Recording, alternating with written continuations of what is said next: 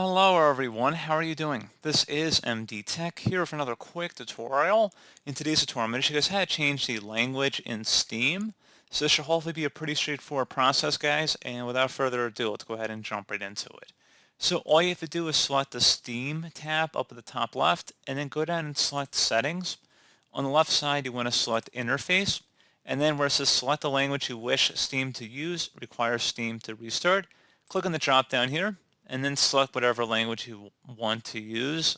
And once you've made your selection, you're going to select OK. And you will need to restart Steam in order for the change to take effect. And that's pretty much it.